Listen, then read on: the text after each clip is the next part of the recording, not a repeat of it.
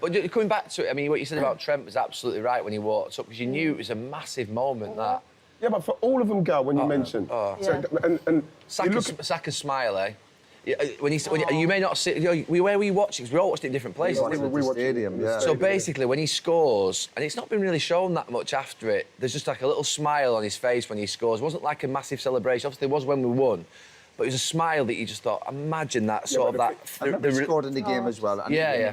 He looked sharp and strong. He winning his battles. He always does. If we're going to be totally honest about him and his levels for England the last 2 years, whatever, since the Euros, you know, he's somebody that I suppose why it went all crazy when, you know, for me anyway, with him playing on the left side. And again, like, the only reason why you say that is because you're looking for a solution to a problem that the manager's causing in not bringing a backup left back at the time.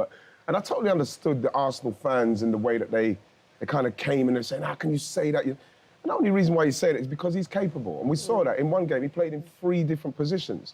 Now, I understand from the Arsenal fans' point of view, because people are constantly, you know, look at if Phil Foden plays well, oh, he's not good as Phil Foden. Is he world class was one of the things. You know, if Cole Palmer starts playing well, oh, you know, he's better than Saka. So they feel, these Arsenal fans, and well, that they have to protect him because he means so much to Arsenal fans. But there's compliments of that because Saka sets such high standards. Yes. So when he's just off Saka would get in probably every team in the world. When you look at it, when he's on obviously the top of his game, and he's entitled to a dip. Again, we talk about Bellingham and all this. Saka's played a lot of football for a young kid, hasn't he? A lot of demands at Arsenal to be the top man. It's not easy when you're an attacking player. But can I just say, just before, like you said with the smile when the penalty, because obviously it's not done and we've still got games to play, but when the penalties were over, like when Trent ripped his one in, he just went down, and that's his moment of, you know what I mean, saying thank you for that. Because have you seen Gareth hug him?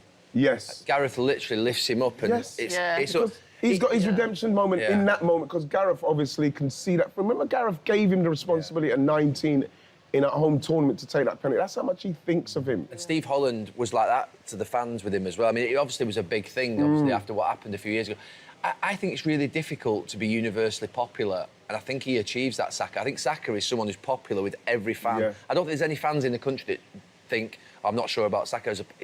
He's lovable, and he just as a person, the way he plays.